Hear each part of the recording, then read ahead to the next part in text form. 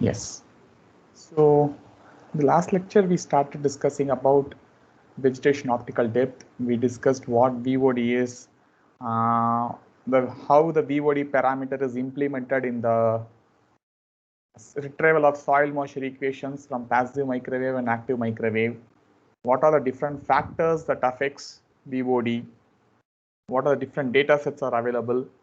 Um, and also like we started seeing some general properties of VOD, uh, like how it is related to the proper or the physical vegetation variables that can be measured or observed on the ground. So these are some of the things. And one important application that we have seen is how VOD is useful in estimating the stress factor for the Glean ET model, where I told you like they use this particular variable to convert PET to AET. So stress value will vary from 0 to 1. 0 means it is like a high stress. 1 means it is like low stress. So then the PET will be converted to AEP accordingly. So it is one of the important variable they use. Also, I have told you about its importance in isohydricity parameter. I briefly mentioned what isohydric nature is and so on. So with that, today we will have like a summary of different applications. So we saw several applications in which VOD was useful. Like application in the sense I just briefly mentioned in what type of studies it was useful. We haven't discussed in detail about applications, but as a summary, VOD can be retrieved from multiple satellites at present. So that I have told you. There are like a combination of passive microwave radiometers that are available, which we can use collectively together to get intraday variation in VOD, that is within a day. So this is possible now. Say you can use satellites, passive microwave radiometers in the morning, like 6 a.m. you have the SMAP, small cell band radiometer overpassing. In the afternoon you have the AMSR2. So like that we have like several radiometers that are available. So people are now combining the data from such radiometers and also like scatterometers in order to estimate intraday variation of VOD.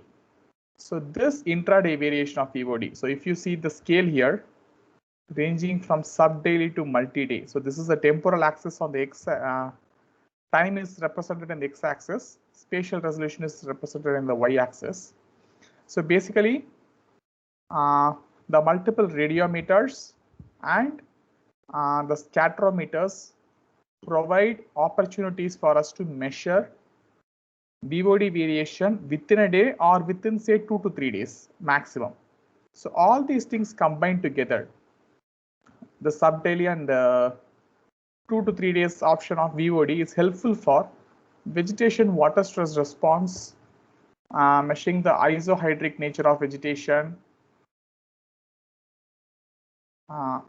and especially like water related applications, basically talking about vegetation water content. But if you see the satellites given here are just examples. They don't represent all the satellite names. They are just mere examples what is given there. But what you have to remember is such applications which uses radiometers and scatterometers essentially have like a pretty coarse spatial resolution in the order of tens of kilometers that you can see here. So this scale is logarithmic. Please see it. It's in logarithmic scale. So this is like the one of the major applications for which VOD is useful. Then if you come to multi-day, like moving on from intraday variation to multi-day. Multi-day means say 3 days, weekly, up to say 1 month you can say. There you can use either the passive microwave radiometers or the radars like RadarSat, Sentinel, ALOS Pulsar, etc. So these active radars can be useful to get VOD at a high spatial resolution, but with a coarser or a lower temporal resolution. So temporal resolution here, they may vary from a week, sometimes even up to 1 image per month. Say Redarsat and all has quite low temporal resolution. So these data sets, especially the high spatial and low temporal, can be useful for understanding crop yield, because crop yield typically needs data at a shorter time scale, but at a very high resolution, because you may have to work at like a field scale at all. Field or like a farm scale data set may be needed. So if you are able to retrieve VOD from such radar satellites, it will be helpful, or it is actually used in crop yield studies. And similarly, fine spatial resolution data is useful for mapping forest fire, like forest fire where the fuel is distributed. Basically dry fuel, like last class I told about a variable live fuel moisture content, LFMC. And VOD is related to this. That's also like I told you, because anyway, if the vegetation is really wet, it will not burn. And on the other hand, if it is dry, it is going to burn. So if you are able to map VOD at a relatively high spatial resolution, at say maybe once in a week time or once every like 2 weeks, you can map the fuel that is available for forest fire. Like nowadays, even in newspaper, we are hearing a lot of large scale forest fires happening even within India and Uttarakhand and all. So that is a major cause of concern, and for mapping the fuel, VOD data can be useful. Then comes vegetation or plant mortality.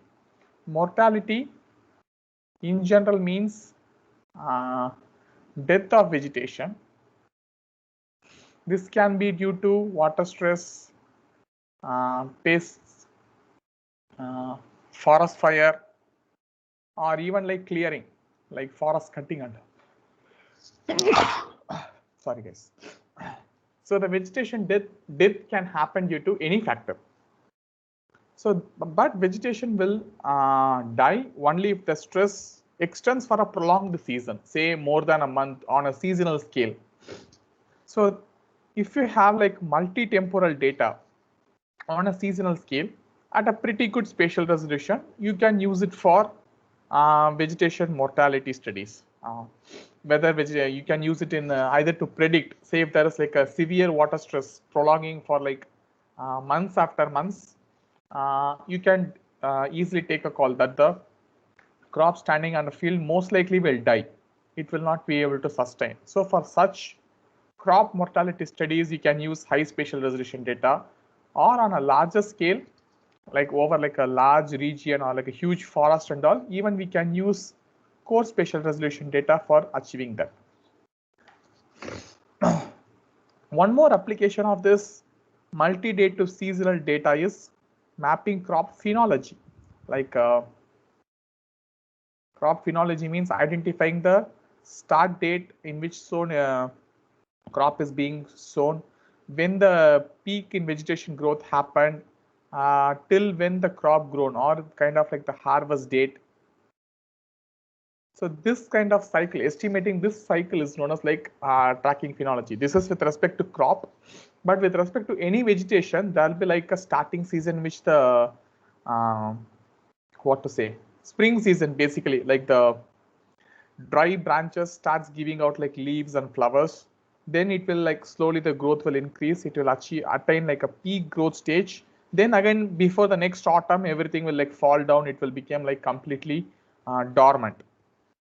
So understanding when this flowering season happens, when the leaf or when the vegetation attains peak growth, when it again begins to when the again leaf begin to fall down, all these things constitute like important variables in understanding both water cycle and carbon cycle. For crop, if you do this, you will be using it for agricultural studies. But if you use it for like natural vegetation, like forest stand and all, you can use it for understanding the large scale water and carbon cycle studies. So phenology is again one of the relatively important variable, and that is also you can obtain from either fine spatial resolution data for crop studies or core spatial resolution data for large scale natural vegetation studies. Then the final application which may require the data with least temporal resolution, like annual scale, is biomass. This is pretty not for a crop application. This is mostly for like forest or natural vegetation.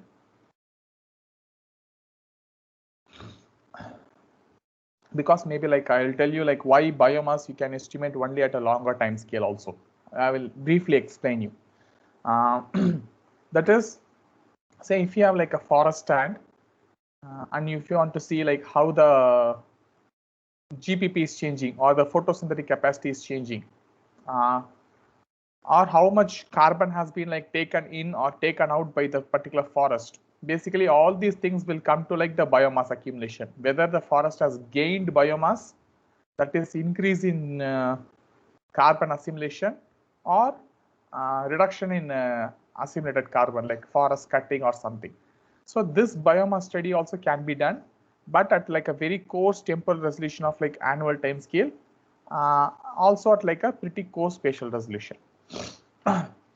So these are some of like the wide variety of different applications related to vegetation that we can do using VOD data obtained both from radiometers and active sensors. So active sensors, scatterometers are one kind of active sensors which provides pretty coarse spatial resolution, and then synthetic aperture radars. They also provide like they provide very fine spatial and coarse temporal resolution data. Okay, before moving on to advantages, I'll erase all these things. Actually, I told you biomass, when I talked about biomass application, I told biomass can be retrieved at a coarse temporal scale from BOD data. Why is it so? Because the BOD is actually like a function of vegetation water content and biomass. So both of them will influence. Okay, so BOD is not like dependent on one variable, even though in applications they use BOD for retrieving one particular variable, but BOD will vary because of these two primary factors, the water content and the biomass. So if you look at the temporal scales in which these changes will happen, so if you look at water content of vegetation, water content can vary at diurnal time scales. That is, even within a day, if you are able to measure the vegetation water content, it is going to change because of crops or vegetation uptake water at certain time, then it transpires, hence the water content will come down, then it will like close its stomata, then again it may take some water again. So based on how solar radiation happens and how the environmental conditions change, vegetation will regulate its water content by opening, closing the stomata, or by water intake from the roots.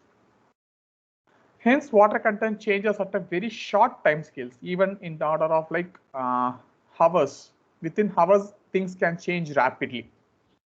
And if you look at like biomass is relatively like a slow changing variable. Like bare minimum, you can notice a biomass in order of one day. You cannot like notice like appreciable change in biomass within a day. So bare minimum, we can like measure the change in biomass in one day. That's all. But for natural vegetation and all, this can even be at a longer time scale, say maybe in terms of like weeks. If you take a forest, within one day also the change in biomass may not be that much. It will change, but may not be that much. But over a week, definitely it would have changed. So comparing these two factors which affects BOD, water content is like a fast changing variable and biomass is a slow changing variable. So this water content or vegetation water stress and everything, we are doing it at a much shorter time scale using data from several sensors. That's what is given here in this particular box. Like we use several data sets, combine them, in order to use it for water stress applications. And people have done it. They have mapped the diurnal variation of water content using VOD. It is possible. And also this water content change is going to happen continuously. Like happen continuously means it's not going to stop. Till there is vegetation, there is going to be a change in water content. So every day, every hour, this change is going to happen basically. So if you look at like a VOD data, say acquired today,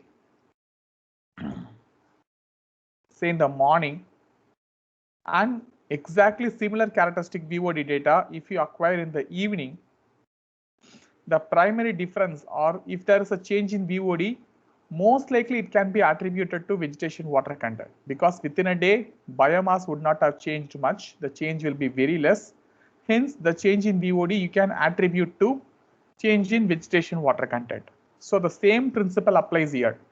When you combine or when you use data sets at a much shorter time scale, say within a day 3-4 data sets, or even within 1 or 2 days, say today one image or tomorrow another image, then most of the change in VOD can be attributed to change in vegetation water content, provided the sensor, the algorithm, the data quality, everything else remains the same. Okay. So the only change that happened is on field condition, the vegetation water content. On the other hand, let us say I am having one image today. Say today is April 16th. And then I have another image next month, May 16th. There will be like a change in VOD, definitely. And this change in VOD would be because both due to vegetation water content, we won't know what will be the state of vegetation water content on today and next month, and also the biomass change, because vegetation would have grown significantly in 1 month. So there you will not be able to attribute whether this change in biomass is due to vegetation water content or biomass change itself. So this is what causes a major problem for estimating biomass from VOD. You cannot remove the effect of vegetation water content from VOD. You can remove the effect of biomass from VOD by taking data set at a very short time intervals, say mostly within one day or within a day multiple time sets. So if you obtain data at extremely short time scales, then essentially we are removing the effect of biomass from VOD data. So whatever the change in VOD happened, you can attribute it directly to vegetation water content. But if you change the time scale to like a longer time scale, you will have both the effects. You cannot remove it. But still we need to somehow get biomass. So how is this possible? How we can get this biomass? Some of the major assumptions that we use in order to get biomass content is assuming on a very long time scale.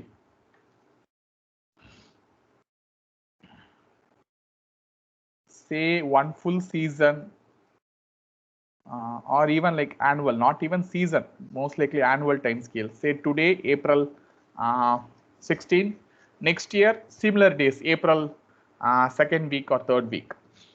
If we have two data sets and assume there is no drought conditions, like all the situation is normal, say this year is like kind of normal year, not much of drought conditions or not wet year. Similarly, next year is also like normal conditions.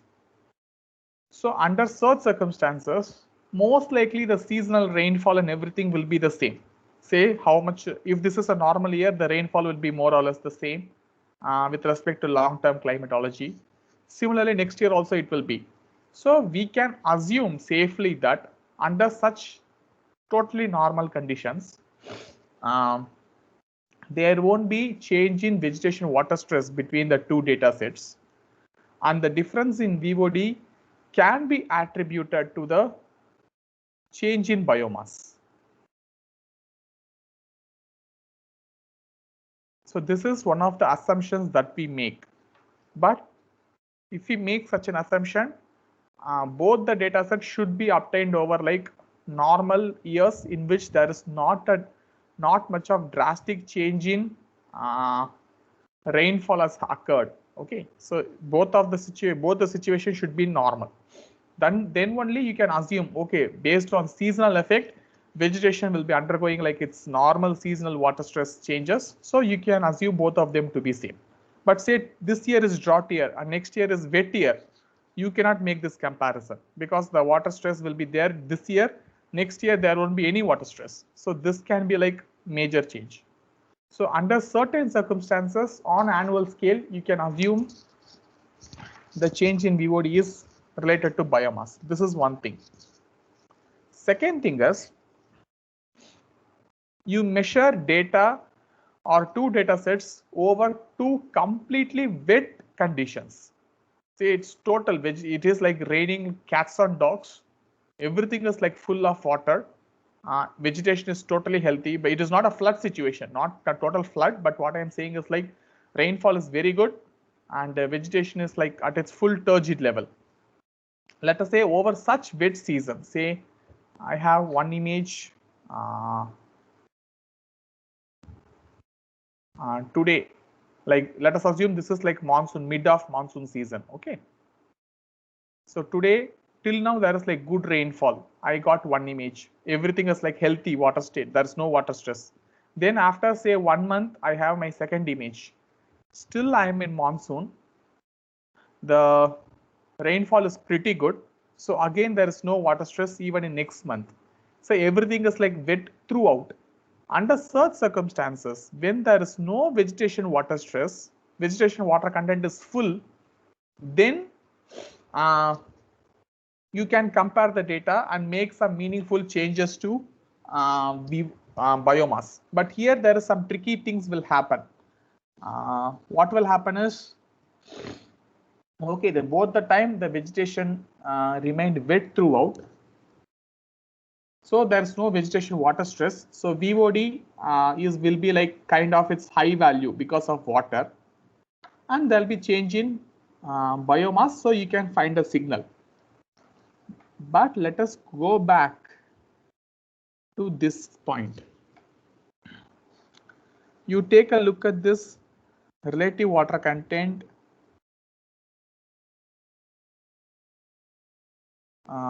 term, and also you look at this MW term. MW is mass of water present in vegetation. That is related to mass of freshly cut vegetation minus mass of dry vegetation. Similarly, if you look at this RWC, relative water content, on the denominator you also have this MT, mass of fully turgid vegetation. So just imagine a scenario. Now you have like a small plant today. Today also it is like full of water, no vegetation water stress. Next month it would have grown, so biomass would have changed. At the same time, because of the change in biomass, like more leaves would have come, branches would have grown, everything would have grown, because of which the mass of water present in vegetation would have changed. Like vegetation water stress is not there, but the mass of water has changed. So that is actually like a problem. So the VOD, even when you take it over like completely with situation, as I told here, there won't be any water stress, but due to the change in biomass itself, there will be like a change in water content, which will reflect in change in VOD. But what people suggest is, but if you assume totally wet situation, you will be able to model how much water content will be there, because you know there is no water stress. So you can assume, okay, if this is like the leaf, the maximum water content, you can model it somehow and use that as a variable to remove the effect of water and calculate only biomass. So two approaches present for removing the effect of vegetation water content and biomass. That is, one, you take the data at annual time scale, assume both the data sets are obtained under normal rainfall conditions. So whatever vegetation water content you expect, it is only because of seasonal changes. There you can attribute the change in VOD to change in biomass. Second is obtain multi-temporal images over like completely wet conditions. Identify the change in biomass. With the change in biomass, identify how much water content would have changed based on like your own knowledge about the vegetation, and then use that to model how much vegetation has grown. Okay, so two approaches basically exist, but most likely people use this annual scale effect because even at seasonal time scale, even under totally wet conditions, it is very tricky to uh, remove the effect of water content, as I said. Hence, normally people use annual time scale data obtained under normal conditions to estimate biomass. So this is the reason why I said biomass can be estimated only at a coarse temporal resolution or at a very coarse time scale from VOD datasets. You cannot obtain it at much shorter time scales. Okay, so that is one thing. So this can appear confusing actually, how to remove the effect of vegetation water stress and from the effect of biomass. However, like you can ask questions to me now, but I will suggest you to read the review papers that I have uploaded, especially the one by Frappa et al. Year 2018. That paper contains like a small section on how this is done. They have explained it with some nice theory and equations. It's easy to understand. So you can just take a look at it to understand how to remove the effect of water content and biomass from each other. Okay. So any questions on this up to this point? We have seen the different applications. We have seen how to remove the effect of water content from biomass, or how to remove the effect of biomass from water content, etc. in the VOD. So any questions?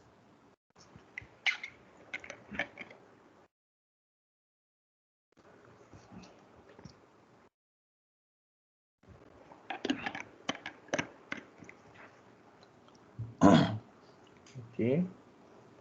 So again, no questions. So hope you are able to understand at least to some extent. I proceed, but at any point, if you have any difficulty, stop me. Fine. So now we will see like what are the advantages and disadvantages of VOD. Advantages, whatever applies to microwave can be applied. It is cloud tolerant. You can get VOD at almost all weather conditions. Provides complementary information to optical vegetation indices. VOD will not indicate you about, say if you compare NDVI with VOD, like I showed you one plot in the last class. They are related, but still they provide you extra information. Like VOD also provides you information about the vegetation structure, vegetation water content, biomass, and everything. Both of them can, if you use both of them, you can get more information about vegetation. So that's why we say it's complementary to each other. One will add to other. VOD provides data on both green and non-green parts of vegetation. Say that typically the optical indices you get, such as NDVI or EVI, basically talks about leaves and other parts of vegetation which does photosynthesis. Essentially, we call them as green indices or greenness indices. If there is like a drop in leaves, say vegetation has completely dropped all its leaves, only the stem is standing, NDVI will go to a very low value. But VOD, as it is affected by biomass as well as water content present, even if just the branch is standing, still it will have some effect on VOD because of the biomass present and the water present within the stem. So VOD provides information about both the active photosynthetic part and the non-green parts of vegetation, which is not present in most of the commonly used optical vegetation indices. This is an advantage. And next thing is, multiple satellites, especially radiometers, are available to estimate VOD at different time periods in a day. Hence, diurnal variation on VOD can be estimated. And this can be useful for vegetation water stress studies and isohydricity studies. Okay, so these are some of the advantages. Disadvantages are radio frequency interference. This is like we all know that the passive microwave data depends on natural emission from ground or from Earth's surface. Say if you have some artificial equipment, say a radio transmitter which emits microwave in the same frequency as that of like what your satellite is observing, this artificial equipment is going to interfere with the earth emitted signals. It is going to cause a noise. That is what we call radio frequency interference. So this typically happens because of defense establishments and other communication devices. So the microwave frequencies which we use for remote sensing are protected. Like you cannot use it for any applications other than remote sensing, but still some defense agencies and some communication channels will interfere with this. Especially this RFA effect was a major problem for SMOS satellite. So this RFA is like a major drawback for passive sensors. So nowadays, like the space agencies are careful, but still this effect will be there. Then core spatial resolution of PMW sensors, like we all know, passive microwave sensors have very coarse resolution. That is like a major drawback. Then comes presence of large water bodies. Say, let us take example of SMAP. Each grid cell of the data that you are getting will be like 36 kilometers by 36 kilometers. If you have like a very large lake or like a ocean land boundary, those things are going to be affected because VOD still depends on the water content present within the JFOV. So if there is like a very large water body, the VOD is going to be contaminated. So that has to be removed from your data retrieval. So normally this is a problem for soil moisture retrieval also. So wherever there is like a large water body, people won't retrieve soil moisture or VOD from passive microwave data. They will flag it as like pixel containing large water body. So it is removed. Okay. So that will be there. So these are some of the advantages and disadvantages of VOD. Okay, I've just repeated it. Sorry. So I should have removed the slide. It's okay. So coming to conclusions about VOD. VOD has got attention very recently as an indicator of vegetation, not only phenology, but also vegetation characteristics. That is, people know VOD exists. People have been like retrieving VOD for a long time, but its practical use has started occurring only in the recent years. Like maybe you can say last 20 years or so, and more likely in the last 10 years. Till now, most of the VOD studies has been like comparing the VOD data with other vegetation biophysical variables to understand how they are related. Say, what is the relationship between VOD and GPP? How much change in VOD will occur for a change in NDVI? So all such kind of comparison studies is going on in order to properly understand VOD. Only in the last 2 to 3 years, people are using VOD for like practical applications. I will say 5 years. Okay, there only we are seeing like lot of papers coming out where VOD is actually used for a practical application, say for crop yield, for water stress, for forest fire, etc., etc., for drought monitoring. So there are like still plenty of scope available to use VOD for various applications. Okay, so this is one of like an active area or active data set which you can use for a lot of applications related to vegetation. So the links to the papers are given here, and also like I have uploaded it in Moodle. Okay, so with this we end the basics about VOD part. Whatever like the theory I need to explain, I have done. Any questions up to this point?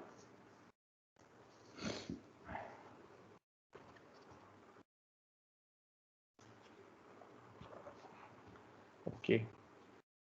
So as a final topic, I'll just present one single case study on how VOD was used in a land surface model.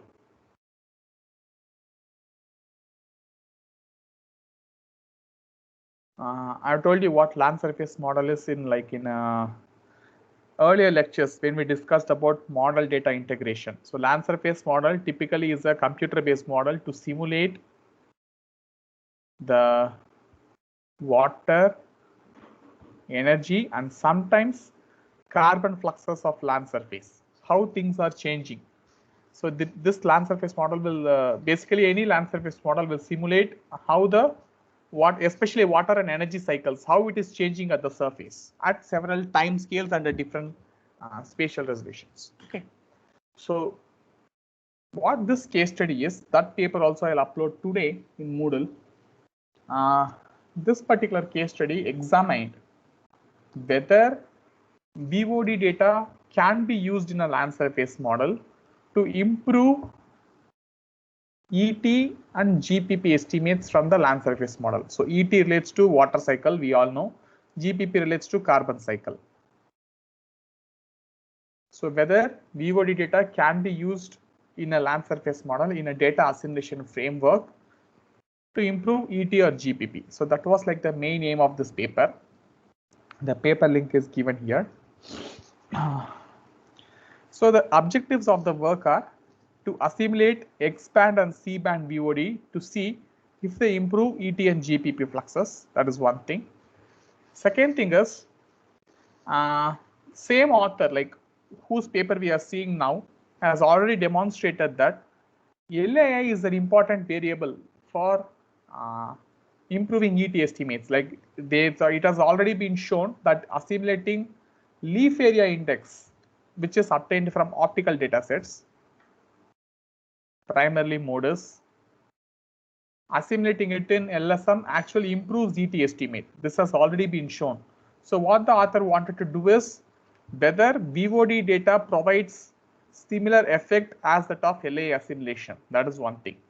Third objective is, with SMAP data currently we have both soil moisture and BOD.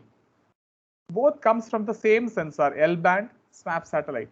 But if we assimilate both of them rather than just soil moisture or rather than just BOD, are they providing any improvement? Say rather than assimilating one variable, if you assimilate two variables obtained from the same sensor, is it going to change the model output? Is it somehow going to model output? So with these objectives, the study was performed. So the basics about the study is, the study used a land surface model called NOVA-MP. Within this NLDAS2 project, so this is called National Land Data Assimilation System. Okay. So what this means is, NLDAS is a project in United States. Like there are like several agencies work together. What they do is they combine multiple LSMs. I think now they have 4 or 5 LSMs in which the input data, the model running spatial and temporal resolution,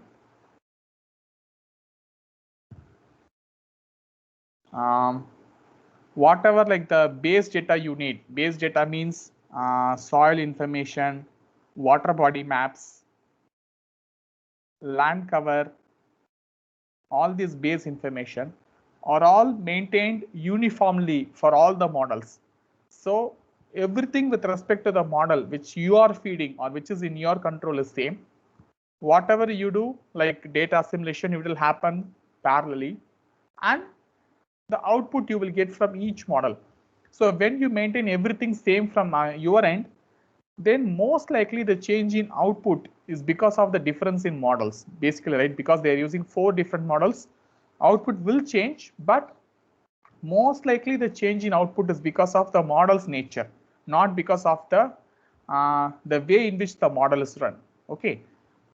So under such uniform input conditions, people want to run different land surface models to see how they simulate land surface fluxes, and from which they try to understand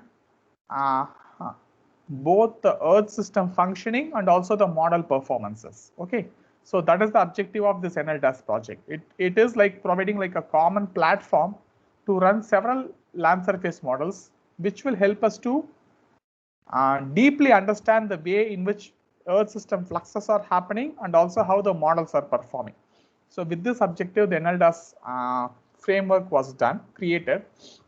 So out of this NLDAS framework, there are, like I said, 4 to 5 LSMs are there at present. They used NOVA LSM for this particular study. Okay, and this NOVA LSM will give you outputs such as ET, soil moisture, radiation fluxes, etc., etc.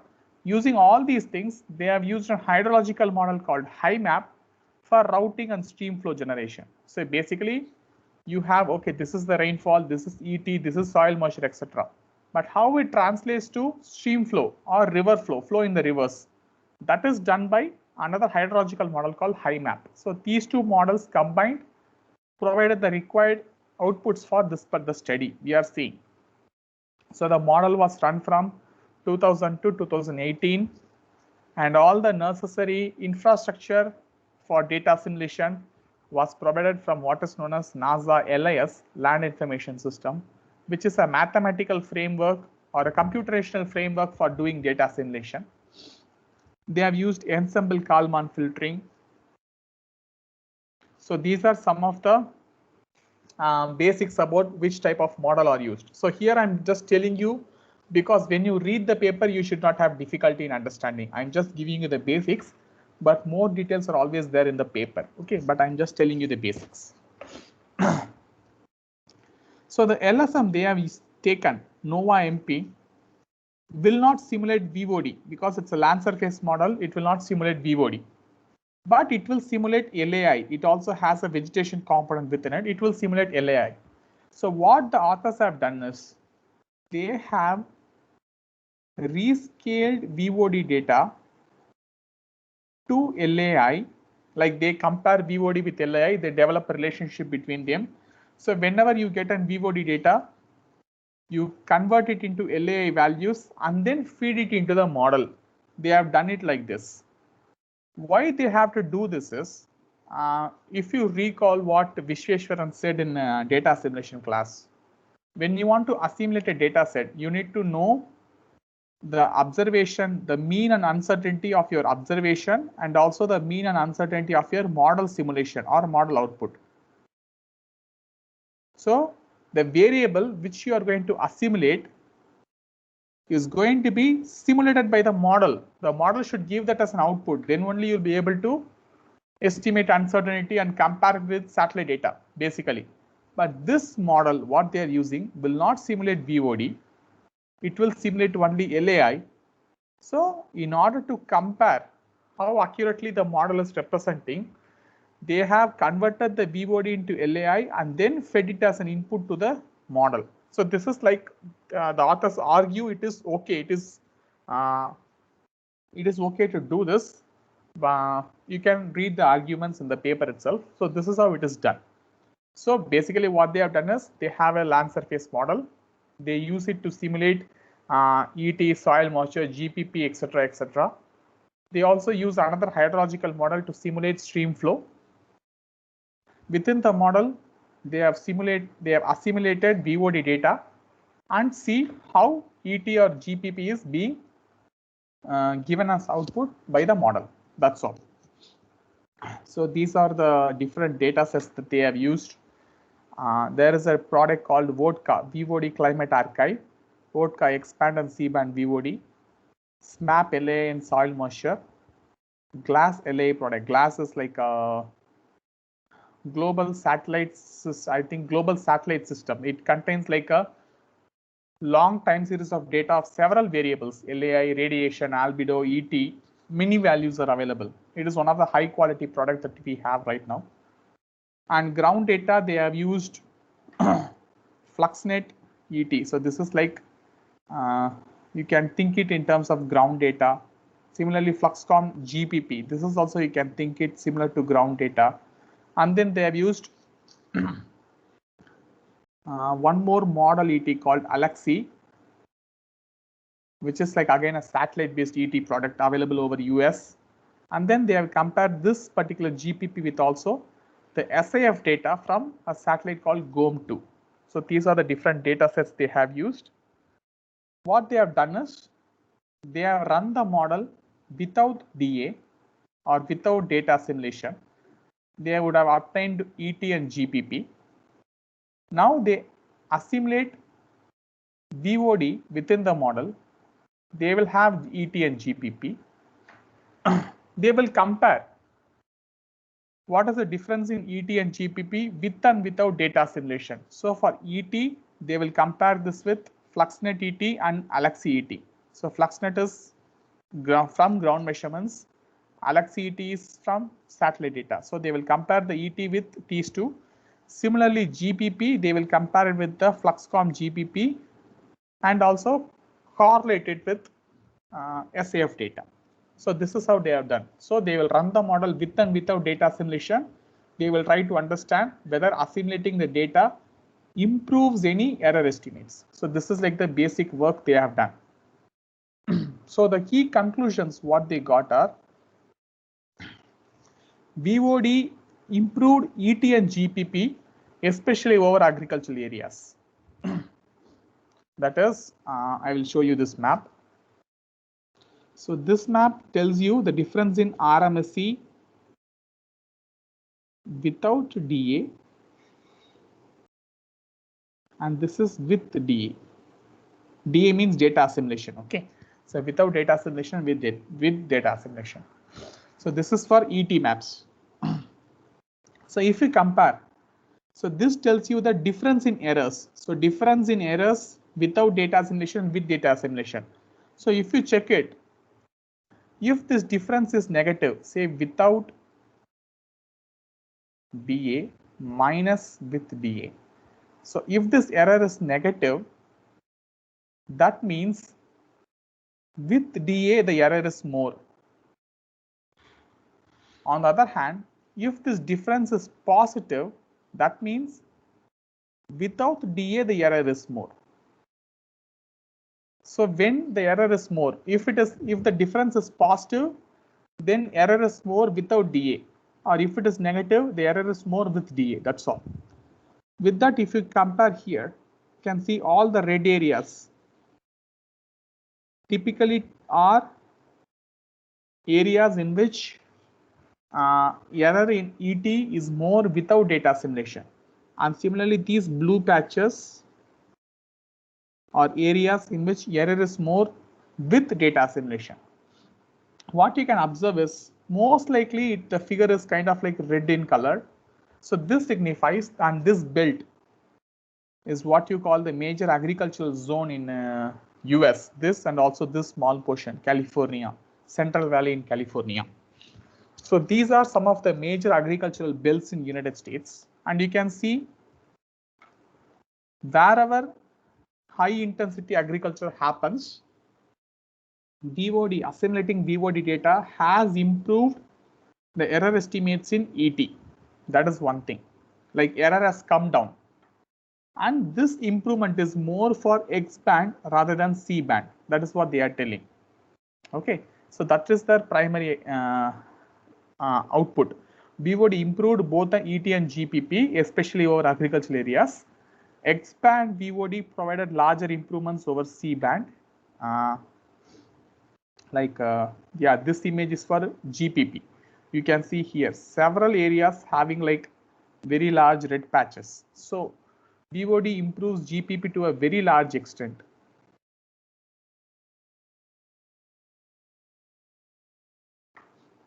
Okay.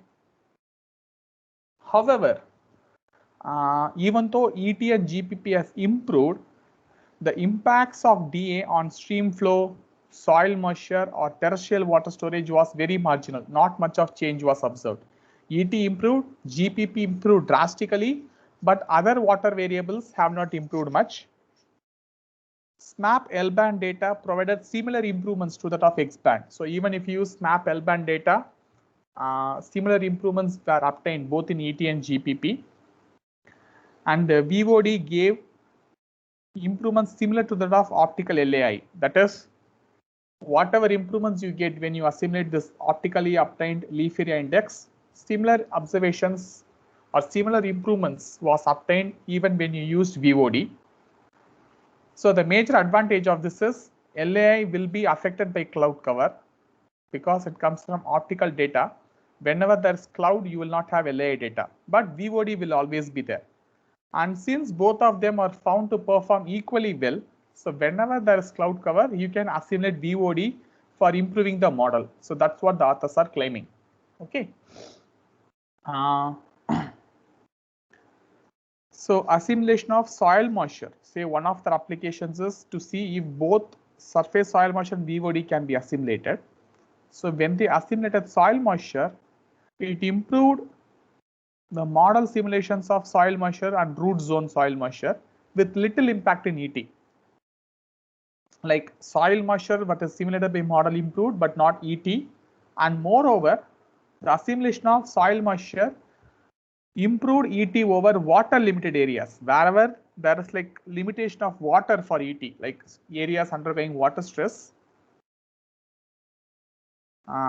assimilating surface soil moisture helped to improve ET.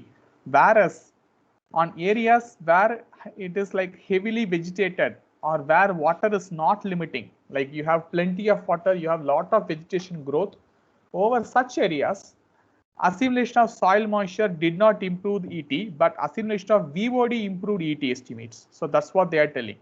So assimilation of soil moisture improved ET over water limited areas, whereas assimilation of VOD improved ET estimates over well vegetated areas where water is not limiting.